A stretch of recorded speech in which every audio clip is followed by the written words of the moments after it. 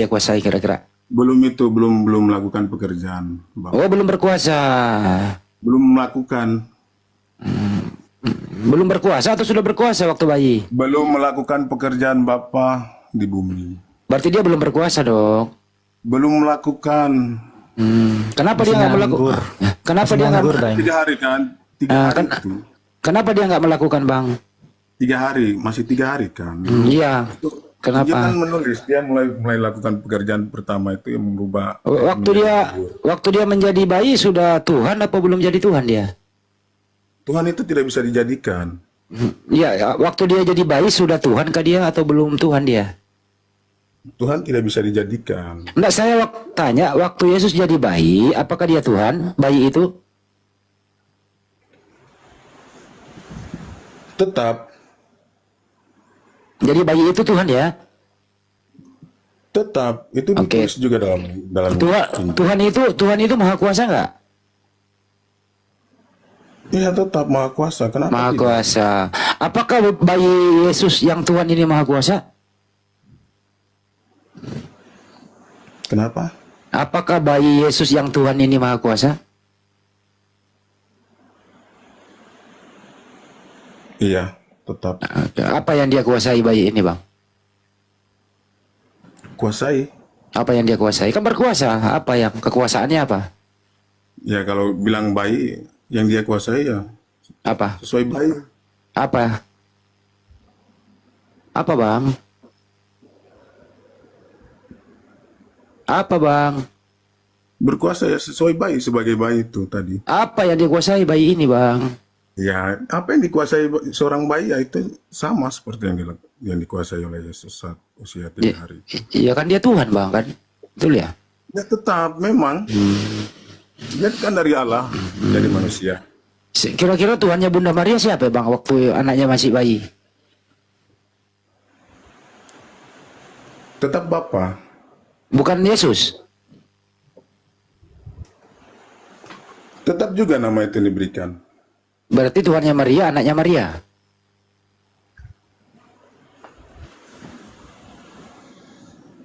Gimana, Bang? Jadi Tuhannya Iya, tetap Maria, Iya, tetap nama yang diberikan itu Yesus. ya berarti jadi Tuhannya Maria adalah bayi itu. Iya, Bang. Oke. Jadi Tuhannya Maria adalah bayi, anaknya Maria, kan gitu ya, Bang ya? Tetap Tuhan. Tetap Tuhan. Jadi Bunda Maria menyembah bayi, anaknya sendiri. Ya, Bunda Maria tetap melakukan rutinitas ibadah sebagai orang Yahudi kan. Dia Bunda Maria beribadah kepada siapa? Ya kepada Bapa. Bukan kepada Yesus. Yesus melakukan pekerjaan saat sudah dibaptis dulu. Berarti Bunda Maria Tuhannya siapa waktu Bunda Maria punya bayi? Kan sudah dijawab. Siapa? Tetap beribadah sebagai bangsa Yahudi, tetap beribadah sebagai itu pada Bapa. Berarti anaknya Bunda Maria namanya Yesus, bukan Tuhan. Kan sudah dijawab, Bang. Kenapa ditanya lagi? Enggak. Kenapa anaknya Maria Tuhan, terus Tuhannya Maria bukan anaknya? Kok bisa begitu? Tuhannya Maria bukan anaknya. Sedangkan anaknya adalah Tuhan. Gimana, Bang? Kenapa salah, Bang? Kan dia dari Bapa menjadi manusia. Gini aja deh, saya tanya sederhana. Apakah Tuhannya Maria sama dengan Tuhanmu, Pak Erik? Tuhannya Maria sama dengan Tuhan itu. Sama nggak? Iya, Sama Bang. tuh. Kan tadi Oke. kan udah dijawab, tetap satu itu. Sama. Tuhannya Pak Erik siapa? Tuhannya Pak Erik siapa?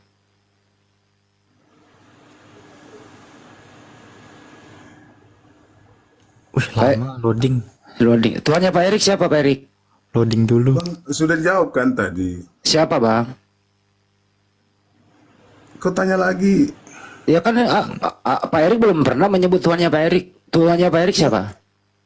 Abang yang kita bahaskan tentang Tuhanku. Iya, Tuhannya Pak Erik siapa? Tuhan Yesus tadi. Ya, kayak Tuhan Yesus. Yesus. Tuhannya Maria siapa? Tetap Tuhan Yesus. Anaknya Maria siapa? Yang Udah, cukup. Tuhan Yesus. Iya, Udahlah, itu diputar-putar kembali terus. Yang disembah, Ya, yang disembah ya. Maria tetap Bapa. Apa yang dilakukan ibadah secara Tuhannya orang. Maria Yesus yang disembah Bapa. Kok layan dituang kalau yang disembah? Kok bisa? Iya, itu gini Bang. Ya gimana? Pusing-pusing loh. Bukan pusing itu. Ah, enggak Yesus ya? memang, Tuhan Yesus memang berfirman, Bapa adalah Roh. Udah Pi, udah selesai Pi, ambil alih Pi, udah kena nih Pi, silakan Pi. Bapak itu adalah Enggak. Roh. Iya, bisa Deng. Menyembah harus menyembah dalam roh dan kebenaran. Jadi apa yang dilakukan Yahudi menyembah itu Bapa yang roh yang ada dalam diri Yesus seperti itu. Tapi Bang Erik Makanya tadi bilang Tuhan bukan dijadikan kan? Diutus dari Bapa. Kenapa Enggak, bisa diakui? saya enggak ada bilang diutus dari Bapa. Untuk menjadi manusia. Apa salahnya di situ? Enggak, aku enggak ada bilang diutus dari Bapa. Apa itu Bapa? Kami enggak kenal, umat Muslim enggak kenal Bapa. Di Muslim memang tidak kenal Bapa. Muslim itu sebutnya dengan Allah. Tadi Isa Enggak, kami enggak nyebutnya Allah. Kami enggak nyebutnya Allah. Kami Ya Allah. nggak apa-apa. Yaitu Yang saya bicara ini Allah sesuai dengan bahasa Indonesia lah.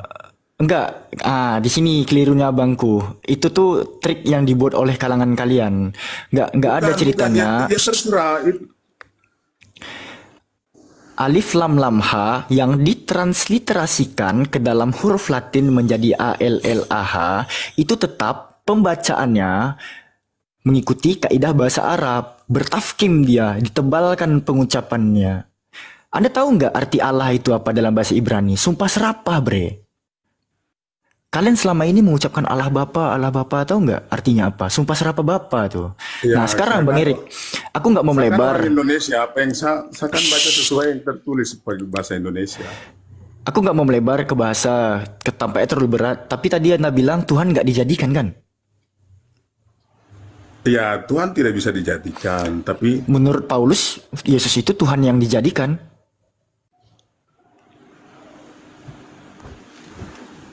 ya saya ngerti lah, supaya untuk menjadi Tuhan setelah kebangkitan itu apa? Coba baca Roma 14:9 Pak Erik.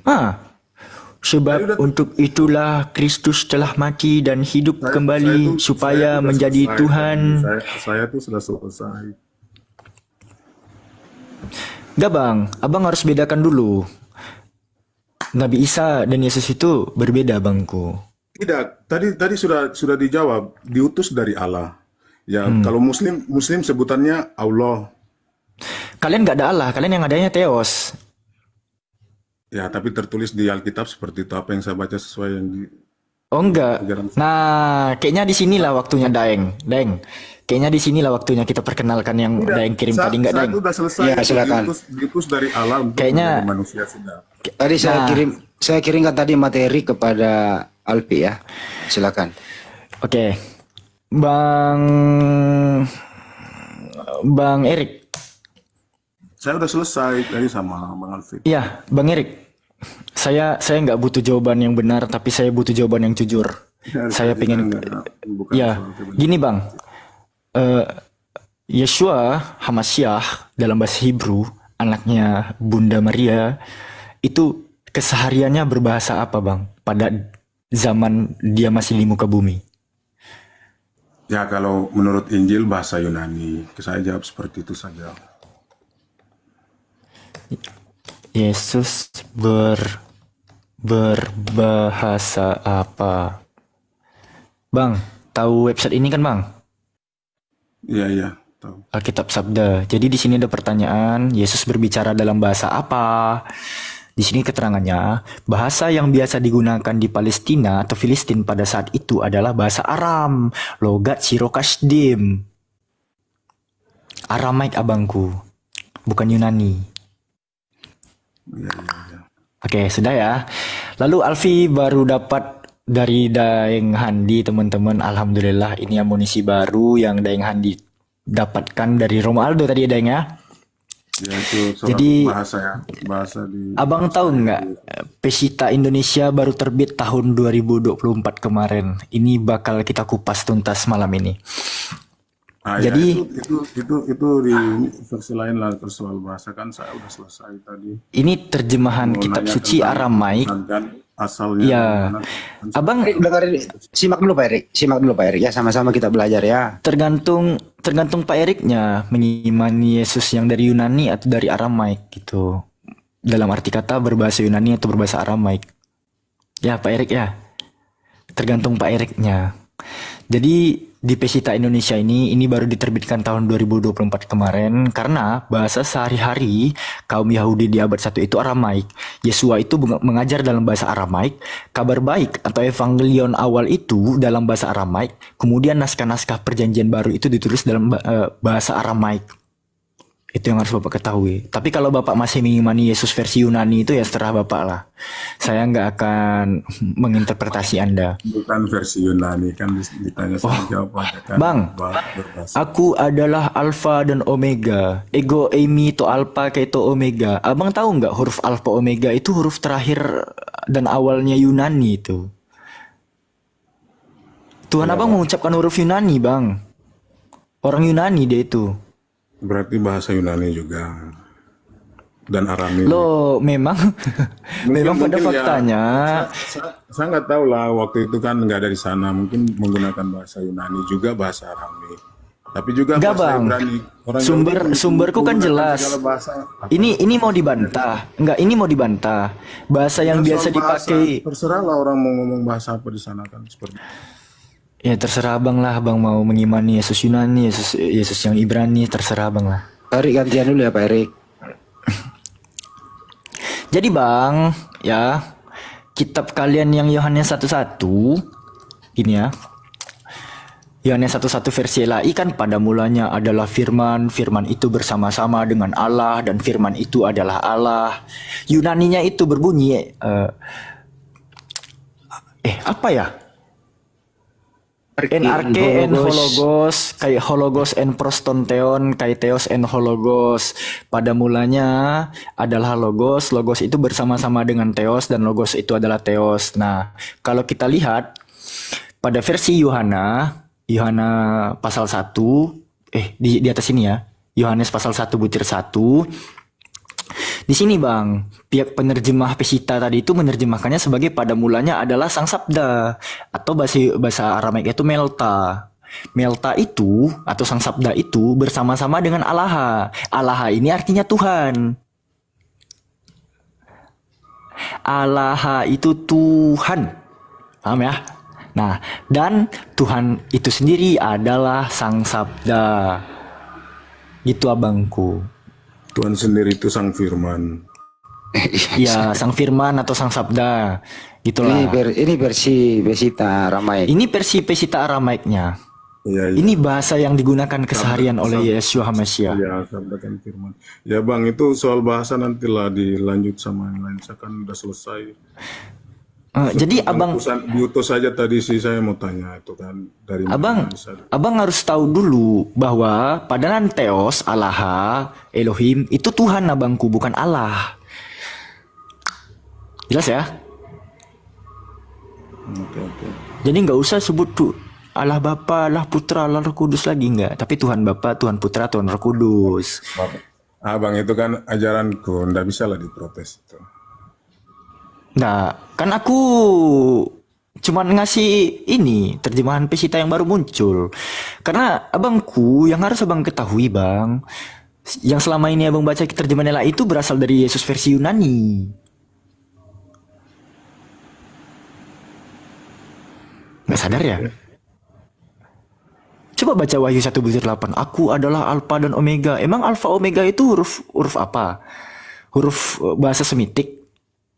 Bang, aku nggak paham lah bahasa-bahasa yang lain, ngapain sampai ke sana. Oh ya adalah ketinggian kayaknya Daeng. Tapi yang jelas untuk teman-teman Muslim, Alfianya ingin menyampaikan kabar ini bahwa pihak penerjemah Pesita orang-orang Indonesia ini telah selesai menerjemahkan Bible berbahasa Aramaik mereka ke dalam bahasa Indonesia. Gitu ya dengan dia, dan itu hanya berisi sebenarnya itu hanya berisi keempat gospel kanonik aja teman-teman, nggak ada surat-surat Paulusnya. Keempat gospel kanonik itu aja udah memakan 1072 halaman versi PDF-nya. Nah, sementara kalau ditambahkan surat-surat Paulus ya kita nggak tahu lah setebal apa. Ini ya sampulnya ya. Boleh di-share, Vi. Boleh di-share websitenya Vi. Teman-teman di bawah mungkin bisa belajar juga. Ya. Pesitaindonesia.org. Di bawah kebetulan ada Bang Moto juga, barangkali Bang Moto pengen Bang Moto naik dong. Naik Ini tadi, motor. ini tadi Aldo yang ngirim ke saya. Bisa turun. Mau nggak nunggu Banjuma dulu bentar. Banjuma udah balik Banjuma. Oh, aku udah kan selesai. Udah selesaikan soal utusan itu aja. Oh, abang udah selesai? Ya, ya. Oh, giliran kami lagi berarti ya? Ah, seru. Sini Gimana? aku belum maju. Udah lemas dia bang. Oh, udah lemes duluan Bang Erik. Nggak apa-apa, tapi dia orangnya sopan kok. Jadi kita hormati dia lah. Iya, cuman itu aja. Aku cuman di situ aja soal utusan selesai dan itu habis kan. Iya Bang Handi. Iya, ini Lanjut, ada yang lanjut. ada Bang Erik nyari kita ini. Bang Erik. Nggak ada yang cari, udah selesai. Aku udah selesai. Aku tanya tadi. Katanya kangen dengerin suaranya Banjuma. Astaga. Iya, gimana Bang Erik? Udah sunat Bang?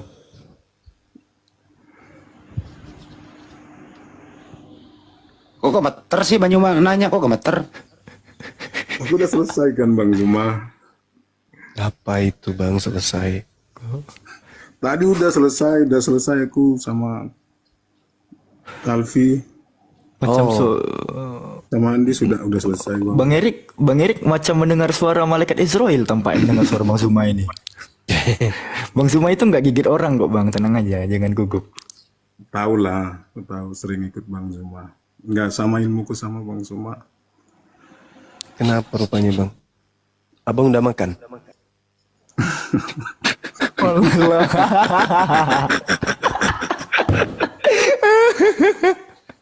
Sederhana lah itu pertanyaan.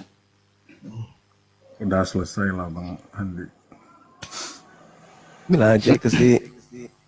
Enggak, dia tanya tadi Nabi Isa itu berasal dari mana dan untuk apa gitu loh. Wih, mati meja. Iya Pak Erik, tadi itu pertanyaannya Pak Erik. Iya Bang, nanti diputar-putar lagi terus mending aku tuh. Diputar-putar. Kenapa ikut dong ini Bapak? Pak Erik. Enggak, dia berusaha gini loh, karena Nabi Isa itu berasal dari Allah, ya artinya Nabi Isa itu Allah, itu tadi tujuannya mau ke situ. Waduh. Enggak.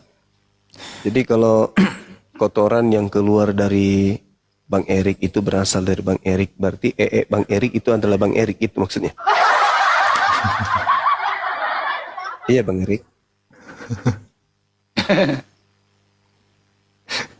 Iya Bang Erik. Bang Erik. Ya Bang. Nah, ketawa dia.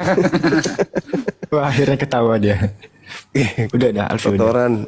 Kotoran yang keluar di jamban itu berasal dari abang. Apakah itu adalah abang? Bukan Bang. Ah, bukan.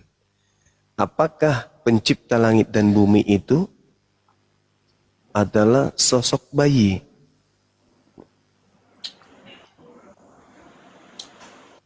Ketika kemudian Maryam bertanya, ketika didatangi oleh Roh Kudus, apa kata beliau?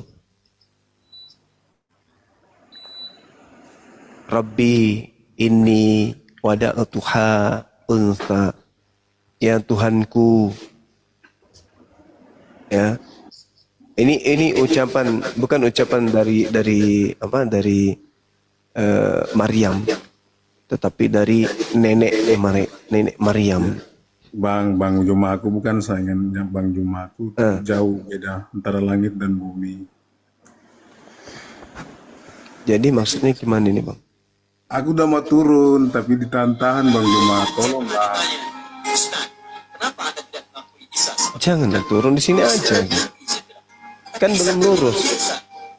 Aduh, Bang Handi, noise. Iya. Kan gitu. Maryam, ibu daripada Nabi Isa alaihissalam, itu adalah seorang wanita yang soleha, yang tunduk berserah diri kepada pencipta langit dan bumi. Kemudian Allah mengutus Roh Kudus kepada beliau. Makanya dikatakan dalam Al-Quran, wa idh qalatil malaikatu ya Maryamu innallaha astafak wa tahharaki wastafak ala nisa'il alamin. Itu kata Allah nih. melalui Roh Kudus kepada beliau. Wahai Maryam, sesungguhnya Allah telah memilihmu, mensucikanmu, dan melebihkanmu di atas segala perempuan di seluruh alam pada masa itu. Nah, ini Al-Quran menjelaskan bahwa Siti Maryam ini adalah seorang wanita yang suci. Dia tidak pernah bertunangan dengan seorang laki-laki kemudian. Ketika datang malaikat kepada beliau, ya Maryam, wahai Maryam, taatilah Tuhanmu, sujud dan rukuklah bersama dengan orang-orang yang rukuk. Nah, berita ini datang kepada Rasulullah Muhammad SAW. Ketika malaikat datang kepada Maryam menyampaikan itu, Innallaha yubashshiruki bikalimatin minhu ismuhul Masihu Isa bin Maryam wajihan fid dunya wal akhirati wa minal muqarrabin. Wahai Maryam, sesungguhnya Allah menyampaikan kabar gembira kepadamu tentang sebuah kalimat darinya. Namanya Al-Masih putra Maryam, seorang manusia terkemuka di dunia dan di akhirat. Dan Isa ini termasuk dari golongan orang-orang yang dekat kepada Allah. Kemudian diterangkan dalam Al-Quran, ayukallimun nas fil mahdi wa kahlan wa minas solihin. Dia anakmu wahai Maryam akan berbicara, dia berbicara kepada manusia, kepada Bani Israel dalam buaian, dan ketika ia sudah dewasa, dan dia anakmu ini termasuk di antara orang-orang yang soleh. Itu. Lalu Maryam menjawab apa? Rabbi, wahai Tuhanku, anna yakunu li walada, bagaimana mungkin aku akan memiliki anak? Walam yamsasni bashar, padahal tidak ada seorang laki-laki pun yang pernah menyentuhku. Lalu Allah berfirman, kadzalikillah yakhluqu ma yasha. Demikianlah Allah menciptakan apa yang Dia kehendaki. Jadi Isa itu ciptaan. Idza qada amran fa innama yaqulu lahu kun fayakun. Apabila Allah hendak menciptakan anakmu Isa tanpa suami, maka Dia Allah hanya berkata kun fayakun. Jadilah, maka jadilah anakmu. Itu Al-Quran menjelaskan bahwasanya wanita suci yang bernama Maryam ini hamil berkat keinginan Allah. Sehingga anak yang suci yang lahir dari rahim Maryam ini adalah anak yang suci. Makanya dikatakan yakhluqu. Allah menciptakan apa yang Allah kehendaki, ma yasha, apa yang Allah mau, apapun itu, sesuatu apapun itu. Nah, Dia Allah menciptakan manusia tanpa ayah, lahirlah Nabi Isa alaihissalam. Wa yu'allimuhumul kitab wal hikmah wat tawrah wal injil. Itu kedatangan Nabi Isa sebagai manusia suci di tengah-tengah Bani Israel, datang sebagai pembawa kabar, pengajaran hikmat, Injil, Taurat. Itulah Dia. Jadi Dia datang kemudian bukan menjadi Tuhan. Dia datang sebagai mukjizat di tengah-tengah Bani Israel untuk melumpuhkan kemudian kepongahan, kesombongan Bani Israel. Memperlihatkan, ini loh kekuasaan Tuhanmu. Melahirkan seorang wanita ini, kemudian melahirkan hamba Tuhan yang suci. Nah, ada nggak Kristen di situ? Tak ada. Kristen muncul belakangan. Kristen muncul belakangan ketika orang-orang pada masa itu kemudian mengajarkan bahwa Nabi Isa itu adalah Allah. Barulah di situ ada Kristen, sekte yang menyesatkan dari kalangan Bani Israel itu sendiri. Seperti itu Bang Erik. Jadi Nabi Isa itu datang hanya untuk diimani sebagai Rasulullah. Di luar daripada itu pasti sesat. Itu. Yesus mengatakan apa? Yohanes 17 nomor 3, hidup kekal itu adalah mereka mengenal Engkau satu-satunya Tuhan yang benar dan mengenal Yesus Kristus yang Engkau utus. Satu-satunya agama di atas muka bumi ini bukan Yahudi, bukan Kristen, tetapi Islam yang mengenal Yesus sebagai utusan Tuhan. Kalau Kristen mengenal Yesus sebagai utusan Tuhan, tapi cuma di mulut. Prakteknya justru Yesus itulah Tuhan itu sendiri. Berarti tidak mengenali Yesus sesuai dengan Yesus. Apa tujuannya, siapa dia, dan kenapa dia ada. Berarti hidup kekal itu hanya diperoleh oleh umatnya Nabi Muhammad sallallahu alaihi wasallam. Kenapa? Karena hanya umatnya Nabi Muhammad SAW yang mengenal Yesus sebagai utusan Tuhan. Ya, silakan. Anda kenal Yesus sebagai apa, Bang Erik? Tuhan seperti ajaran saya. Nah itu, kan udah aku bilang, hanya Islam yang mendapatkan hidup kekal. Karena hanya Islam yang mengenal Yesus sebagai utusan Tuhan. Anda mengenalnya sebagai Tuhan. Nah sekarang kita tanya nih, Saudara Erik, menurut saudara, Yesus mau dikenali sebagai Tuhan atau sebagai utusan Tuhan? Coba jujur. Tadi saya sudah selesai soal utusan, dia diutus dari Bapa untuk menjadi manusia, Bang Suma. Nah, setelah dia jadi manusia, dia mau dikenali sebagai utusan atau sebagai Tuhan? Tetap itu utusan tidak terpisah karena kita tahu dia berasal dari Bapa untuk menjadi manusia, Bang Suma. Iya, sama seperti yang keluar dari pantat Anda juga itu adalah berasal dari Anda dan itu bukan Anda katanya. Tapi bukan itu poinnya, Bang. Yesusnya nih yang saya tanya. Kalau saudara Kristen kan saya sudah tahu tadi. Bahkan saya tegaskan, satu-satunya agama yang mengaku Yesus itu utusan hanya Islam. Maka saya bertanya, jangan menurut Islam, jangan menurut Kristen, jangan menurut Yahudi, tapi menurut Yesus. Dia datang di tengah-tengah Bani Israel, di atas muka bumi ini, mau dikenal sebagai Tuhan atau sebagai utusan Tuhan?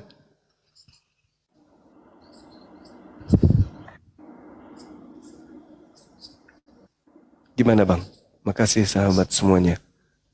Gimana, Bang Erik? Yesusnya nih yang kita tanya. Bukan Kristen. Kalau Kristen mah udah jelas. Kristen, Yesus Tuhan. Oke, itu Kristen. Sekarang Yesus panggil. Yesus sini, Dek. Sini, duduk.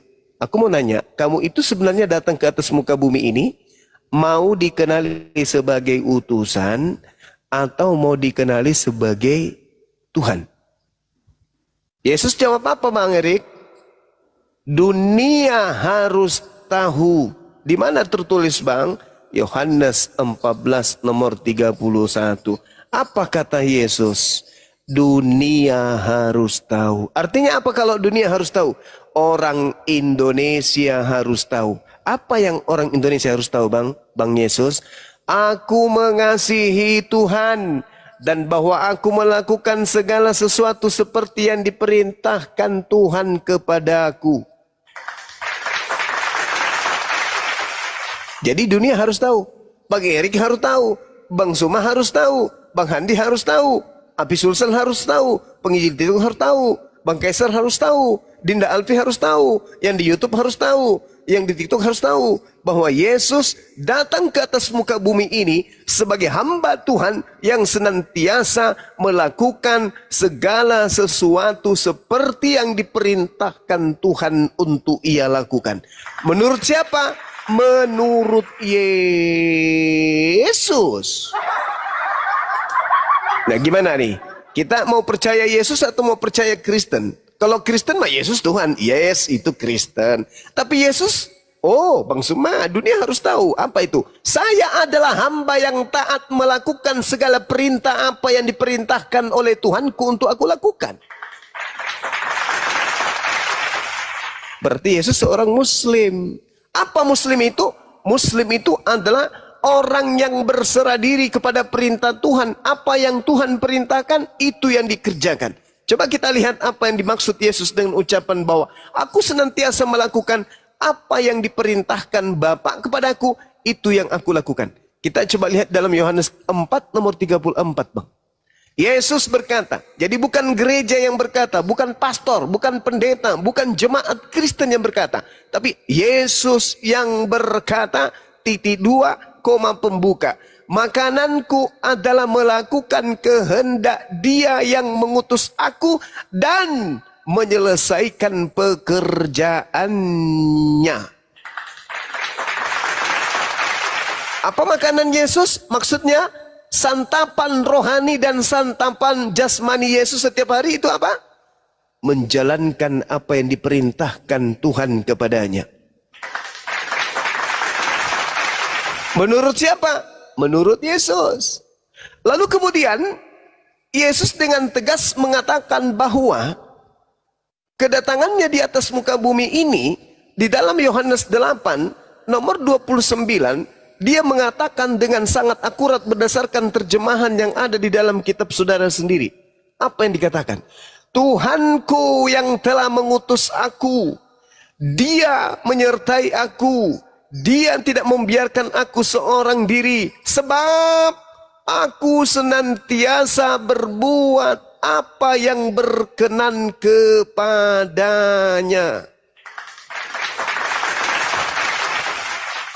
Hamba Tuhan, Kisah Para Rasul 4 nomor 30, Yesus adalah hamba Tuhan yang suci. Dia hamba Tuhan yang suci yang datang melakukan makanannya, santapannya, kegiatannya, rutinitasnya adalah melakukan segala apa yang diperintahkan dan yang berkenan atas Tuhannya. Lalu siapa Kristen ini yang tiba-tiba melantiknya menjadi Tuhan?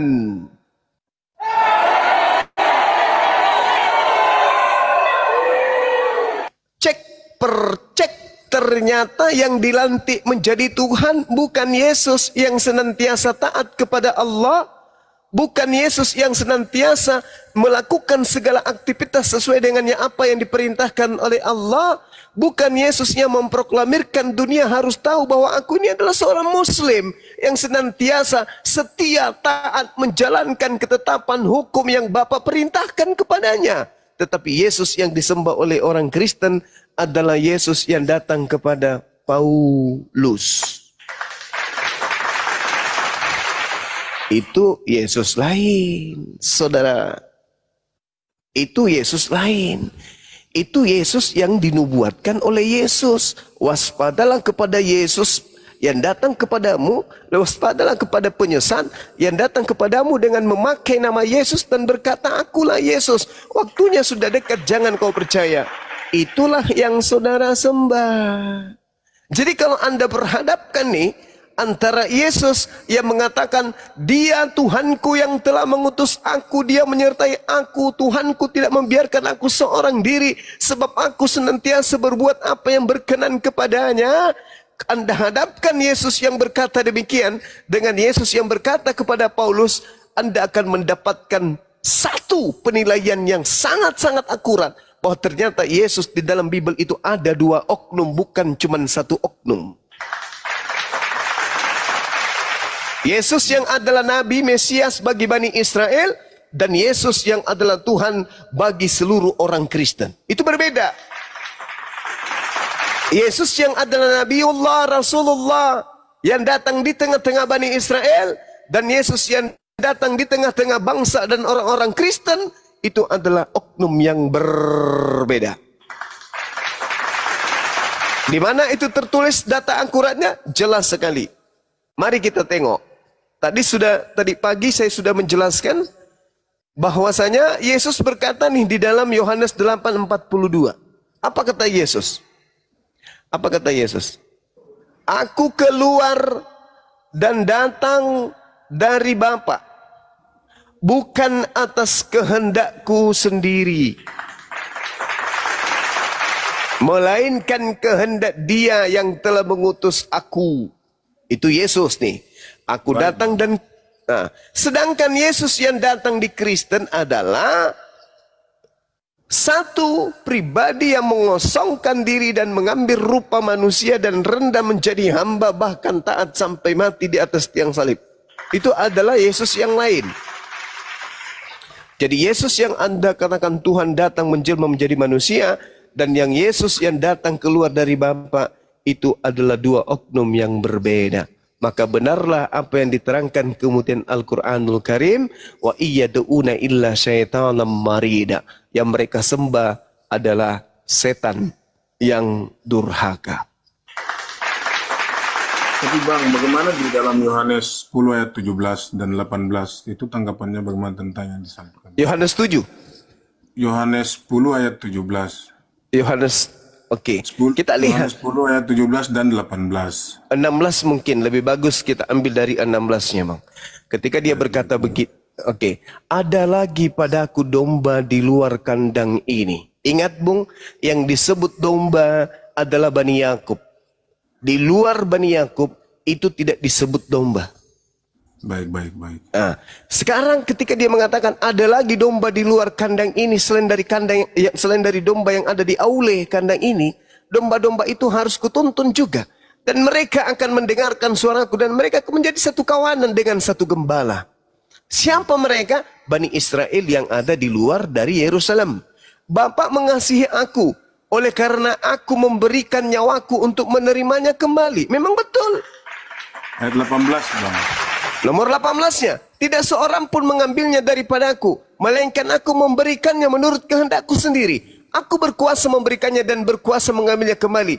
Inilah tugas yang kuterima dari Bapakku. Sekarang permasalahannya adalah seluruh nabi yang datang di atas muka bumi ini itu kemudian memberikan nyawanya untuk umatnya. Nabi Muhammad SAW memberikan nyawanya, jiwa raganya untuk umatnya. Yesus memberikan jiwa raganya untuk umatnya. Tak ada nabi lari dari peperangan, tak ada. Semuanya, tapi jangan dikait-kaitkan dengan tiang salib, nggak ada hubungannya. Ini nggak ada hubungannya. Cuman orang Kristen yang beriman kepada salib mengait-ngaitkan ini ada hubungannya dengan salib. Tidak ada seorang pun yang mengambil daripadaku. Berarti Yesus tidak berhasil dibunuh kan? Karena yang menginginkan Yesus dibunuh itu siapa? Bani Israel. Apa buktinya? Matius 27 nomor 18. Imam-imam kepala mahkamah agama orang Farisi semuanya menyerahkan Yesus untuk dibunuh. Demi apa? Demi karena memuaskan rasa kedengkian mereka. Mereka menyerahkan Yesus karena dengki. Berhasil gak mereka membunuhnya? Nehi, berica ketum berjahe. Tidak seorang pun akan mengambilnya daripadaku. Tidak ada. Melainkan aku memberikan menurut kehendakku sendiri. Ada Yesus mau kemudian mati dibunuh? Gak mau. Mana buktinya? Coba Anda baca Yohanes 11 nomor 54. Baca, Bang. Yohanes 11 nomor 53 nomor 54. Mau ndak Yesus dibunuh?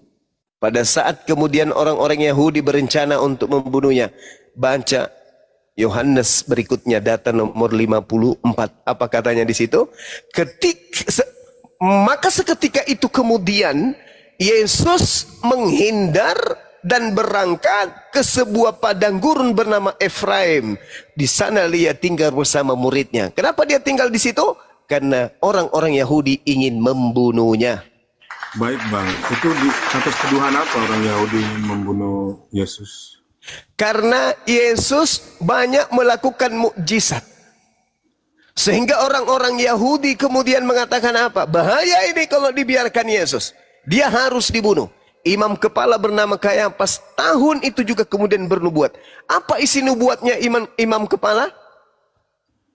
Yesus harus mati seorang diri demi untuk bangsa Israel. Disebut pula tuh. Yesus harus mati tahun ini juga demi untuk menyelamatkan bangsa Israel dan anak-anak Elohim yang ada di seluruh penjuru bumi. Anak-anak Israel yang ada di seluruh bumi. Baca dalilnya, Bung. Silakan Anda baca. Di situ sangat terang dikatakan. Bagaimana orang Yahudi berkongkok-kongkok untuk membunuh Yesus? Tak ada karena dosa waris. Tak ada. Tetapi ingin membunuhnya karena hanya unsur ekonomi, politik. Mereka khawatir bangsanya akan dirampas oleh orang-orang Roma dan Yunani. Coba, kalau kita biarkan Yesus ini, maka akan semakin banyak orang percaya kepadanya. Dan jikalau itu terjadi, maka orang Roma akan datang merampas tempat suci kita dan bangsa kita. Imam kepala langsung berdiri. kalian tidak insaf dan kalian tidak tahu bahwa sesungguhnya Yesus itu harus mati untuk bangsa kita. Dia harus mati seorang diri demi untuk bangsa kita. Karena kalau dia tidak dibunuh, maka bangsa Israel akan dirampas oleh Roma. Tak ada hubungannya dosa waris. Dosa waris itu munculnya Kristen. Yang membikin-bikin cerita itu belakangan. Tak ada itu, tak ada. Dasar pijakan orang Yahudi ingin membunuh Yesus semata-mata karena mereka takut bangsanya dirampas oleh penjajah Romawi. Jadi analisanya kronologisnya gimana? Orang-orang Yahudi menyerahkan kemudian upeti, pajak ke kaisar. Karena mereka takut kepada penguasa, maka mereka menyetor pajak kepada kaisar.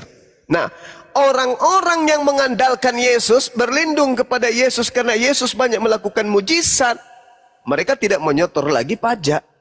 Kalau semua orang Yahudi tidak menyetor pajak, apa kata imam kepala mahkamah agama dan orang Farisi pada saat itu? Hei kawan, kalau ini dibiarkan bahaya. Bangsa kita bisa dirampas. Kalau semua umat percaya kepada Yesus, tak ada lagi yang bayar pajak. Maka bangsa Romawi akan datang meluluhlantakkan bangsa kita. Apa yang harus kita lakukan? Tenang. Kita bunuh aja Yesus. Gampang kok. Kan cuma Yesus aja kan? Yes, dia penyebabnya kan? Iya, bunuh. Baca Yohanes 11 nomor 53. Mulai hari itu mereka bersepakat untuk membunuh Yesus. Karena mereka bercita-cita ingin membunuhnya, apa yang terjadi? Mereka bersaksi palsu. Mereka membuat tipu muslihat. Mereka bersekongkol. Kata Allah, wa makaru wa makarallah wallahu khairul makirin. Allah membalas makar kejahatan mereka. Dengan cara apa? Ketika mereka hendak membunuh Yesus, menangkap Yesus, Yesusnya diselamatkan. Yang mereka tangkap adalah pengganti daripada Nabi Yesus alaihissalam, Nabi Isa alaihissalam. Itu yang terjadi. Itu yang terjadi. Makanya ada perintahnya, jangan kau membunuh orang yang tidak bersalah. Jangan kau bunuh orang yang benar. Yesus tidak bersalah. Yesus orang benar. Perintahnya apa? Jangan kau bunuh. Barang siapa yang membunuh Yesus, maka dia bukan menebus dosa, tapi justru akan melahirkan dosa.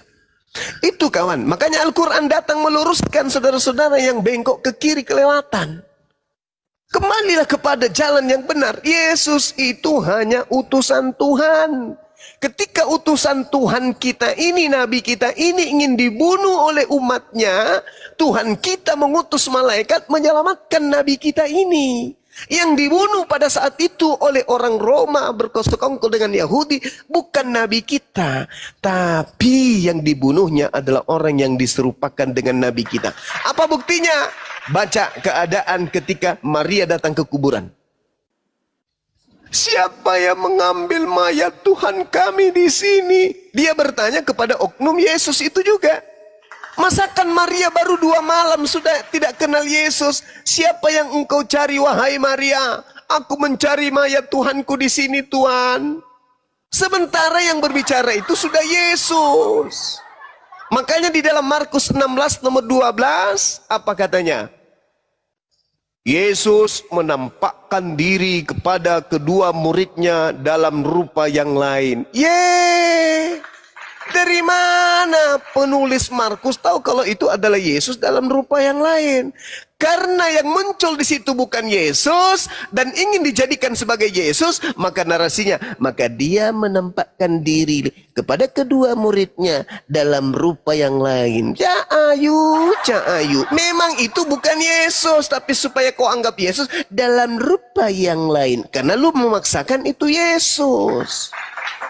Yesus sudah selamat dia. Coba Anda lihat di dalam Matius 4 ketika dia dicobai oleh iblis. Ya, dicobai oleh iblis. Apa kata iblis? Wahai Yesus, ya paman, ada tertulis tentang engkau. Oh ya? Ya.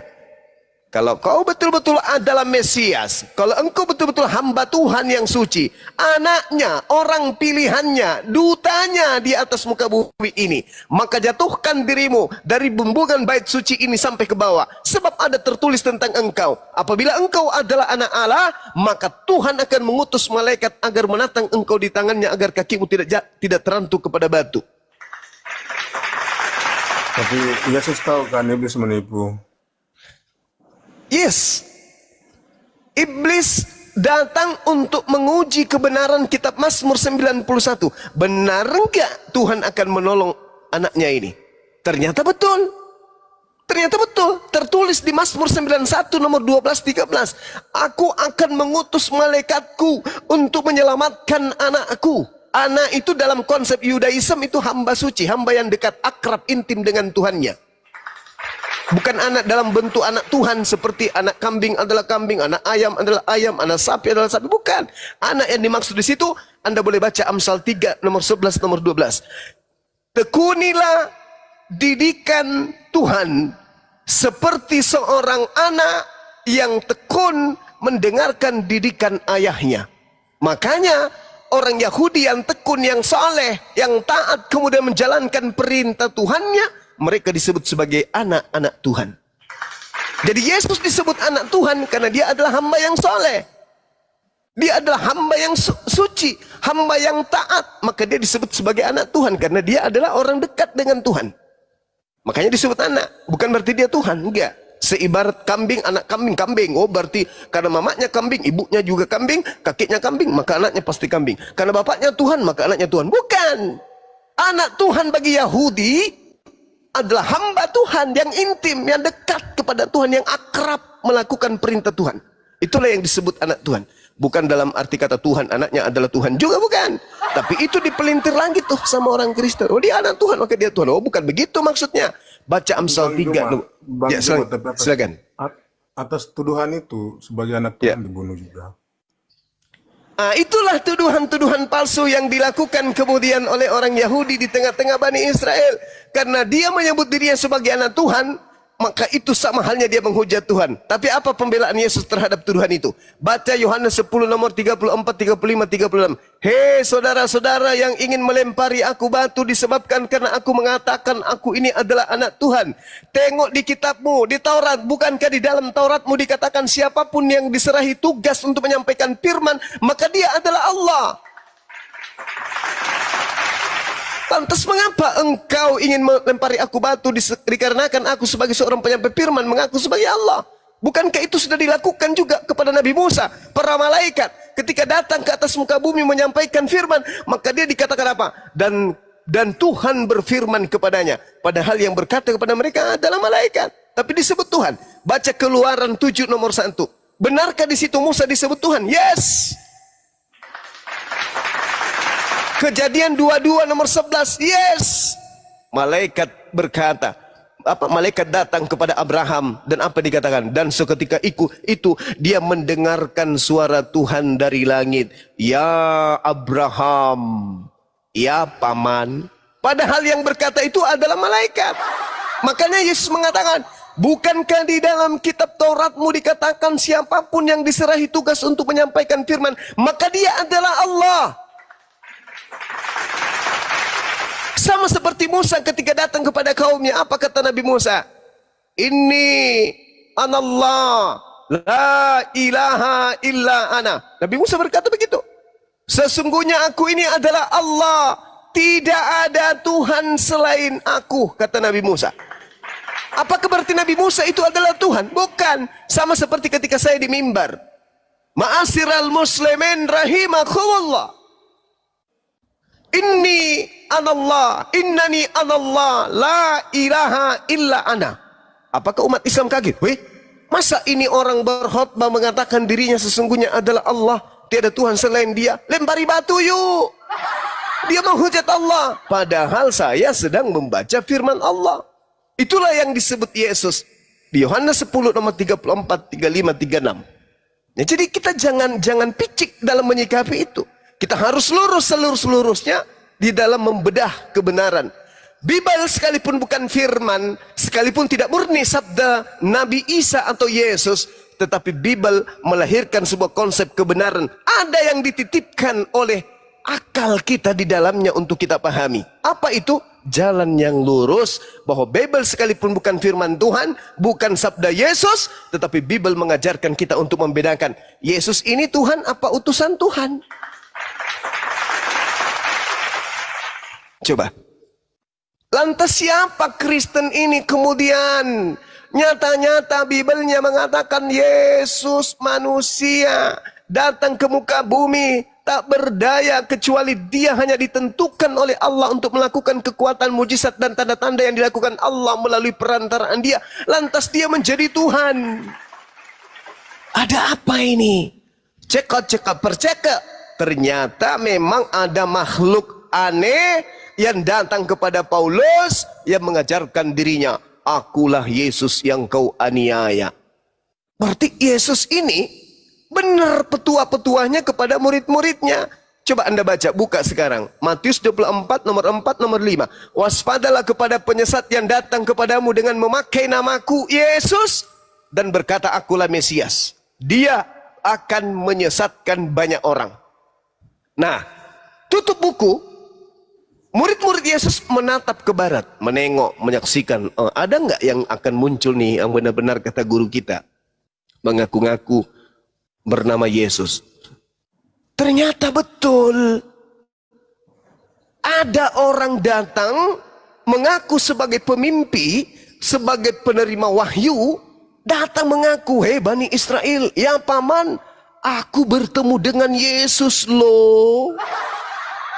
Nah, murid Yesus bilang, betul. Guru kita sebelum naik ke langit, dia sudah menasihatkan, waspadalah kepada penyesat yang datang kepadamu dengan memakai namaku dan berkata, akulah Mesias.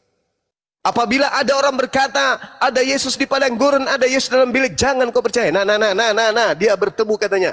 Menurut dia, di dalam Kisah Para Rasul 22, Kisah Para Rasul 9, dia bertemu dengan guru kita katanya. Di mana dia bertemu guru kita? Di padang gurun ketika dia menduk ke Damsik.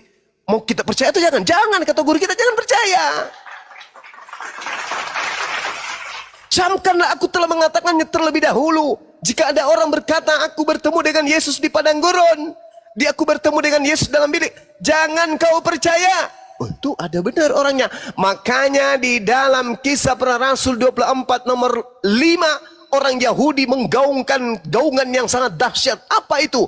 Inilah dia Paulus, penyakit sampar yang telah menyesatkan orang-orang Yahudi di seluruh dunia beradab. Dia adalah tokoh dari agama Nasarius Kristen. Itu fakta real, tertulis di Bible. Meskipun itu bukan firman Tuhan bagi kami, tapi Bible adalah tulisan wartawan-wartawan yang setidaknya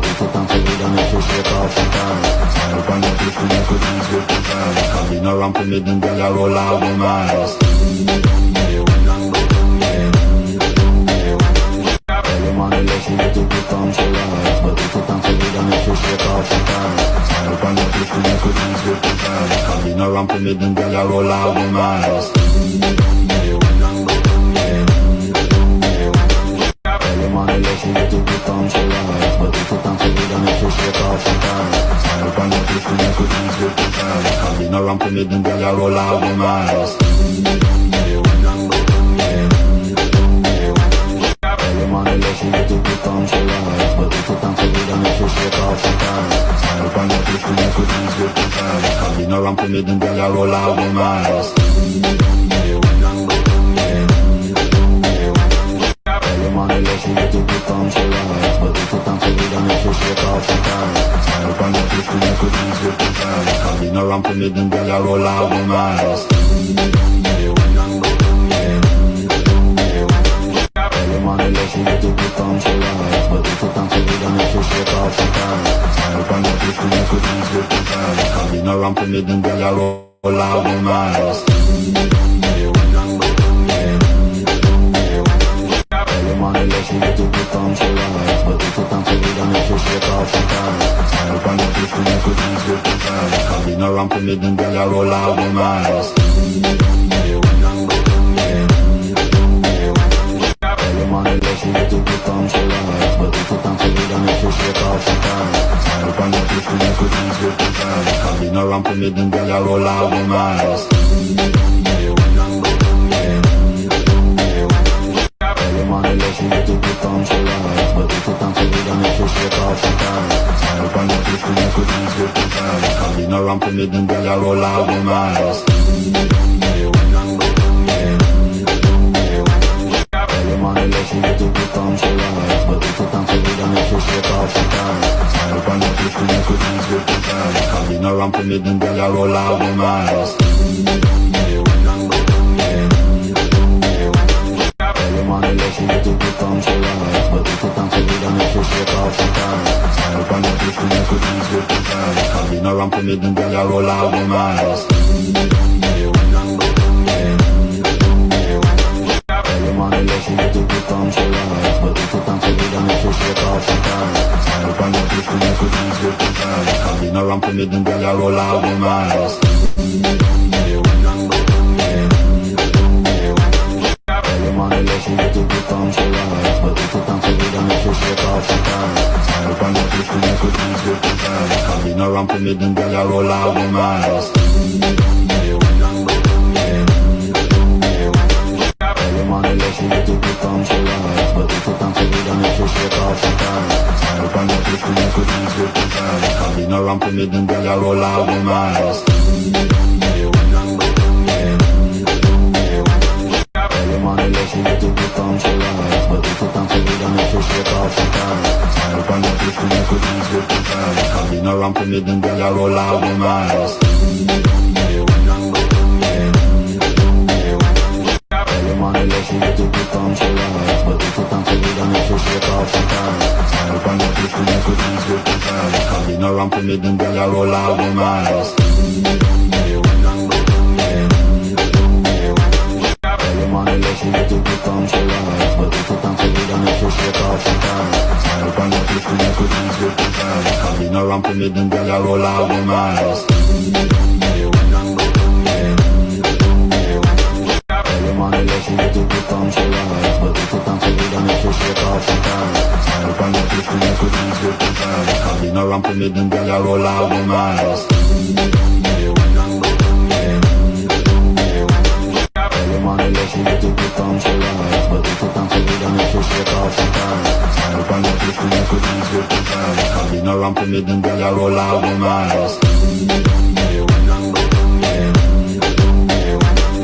Early morning, let you little bit come to life, but you put on for me, then make you shake off the time. Up on the place when you could easily put down. I've been around for me, then girl, I roll out with my eyes. Early morning, let you little bit come to life, but you put on for me, then make you shake off the time. Up on the place when you could easily put down. I've been around for me, then girl, I roll out with my eyes. Early morning, let you little bit come to life, but you put on for me, then make you shake off the time. Up on the place when you could easily put down. I've been around for me, then girl, I roll out with my eyes. Early morning, money less you get to become so right. But if you can't feel it, then you should shake off some time. Smile on your face when you could ease with the time. Coming around for me, then girl, I roll out the minds.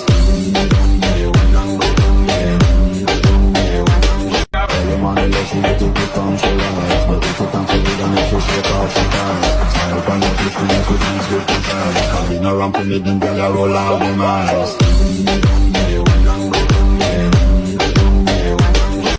Money less you get to become so right. But if you can't feel it, then you should shake off some time. Smile on your face when you could ease with the time. Coming around for me, then girl, I roll out the minds.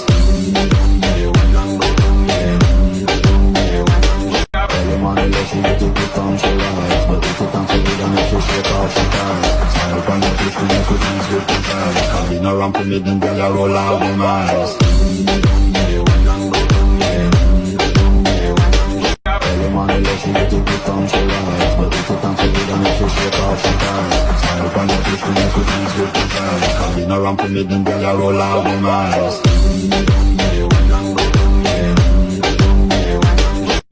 Money less you get to become so right. But if you can't feel it, then you should shake off some time. Smile on your face when you could ease with the time. Coming around for me, then girl, I roll out the minds.